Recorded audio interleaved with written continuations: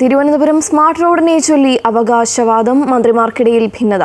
പരസ്യങ്ങളിലും flex ബോർഡുകളിലും ഉദ്ഘാടനത്തിലും തദ്ദേശ മന്ത്രി MV. രാജേഷിനെ ഒഴിവാക്കിയതായി ആരോപണം. തദ്ദേശ ഫണ്ട് ഉപയോഗിച്ച് നിർമ്മിച്ച സ്മാർട്ട് റോഡുകളുടെ ഉദ്ഘാടനത്തിൽ നിന്ന് തന്നെ ഒഴിവാക്കിയതിൽ മന്ത്രി എം.വി. രാജേഷ് അതൃപ്തി അറിയിച്ചതായാണ് സൂചന. പരാതി ഉയർന്നതോടെയാണ് മുഖ്യമന്ത്രി ഉദ്ഘാടനത്തിൽ നിന്ന് വിട്ടുനിന്നതെന്നും റിപ്പോർട്ടുകളുണ്ട്. വിവരങ്ങളുമായി അൻഫ്ലിറ്റ് ഡിസൂസ ചേരുന്നുണ്ട്. അൻഫ്ലിറ്റ്, എന്തൊക്കെയാണ് വിവരങ്ങൾ? ശ്രീ കാർത്തിക, മന്ത്രിമാർക്കിടയിൽ നേരത്തെ തന്നെ, അതായത് പൊതുമരാമത്ത് മന്ത്രി മുഹമ്മദ് റിയാസ് എല്ലാ വകുപ്പുകളിലും അമിത അധികാരം നടത്തുന്നു, അമിതമായി ഇടപെടൽ നടത്തുന്നു എന്നതിനെ ചൊല്ലി നേരത്തെ തന്നെ മന്ത്രിമാർക്കിടയിൽ ഒരു അഭിപ്രായ വ്യത്യാസവും ഭിന്നതയും അതൃപ്തിയും ഒക്കെ ഉണ്ടായിരുന്നു.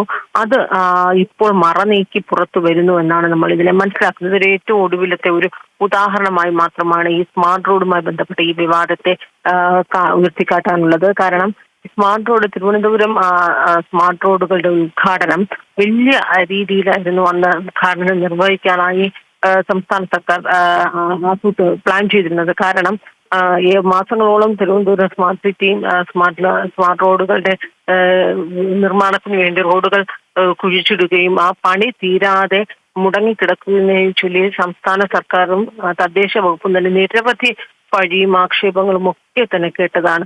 ഏറ്റവും ഒടുവിൽ ആ സ്മാർട്ട് റോഡുകളുടെ നിർമ്മാണം പൂർത്തിയായപ്പോൾ വലിയ രീതിയിൽ കൊട്ടിഘോഷിച്ച് തന്നെ ഉദ്ഘാടനം നടക്കാൻ സർക്കാർ നേരത്തെ തന്നെ പദ്ധതിയൊക്കെ തയ്യാറാക്കിയിരുന്നു.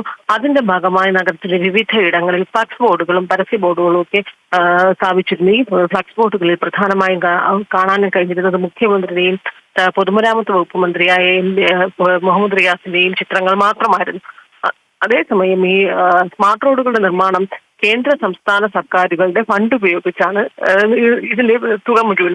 ആകെ സ്മാർട്ട് റോഡുകൾക്കായി തയ്യാറാക്കിയിരുന്ന തുക എന്ന് പറയുന്നത് 200 കോടിയാണ്.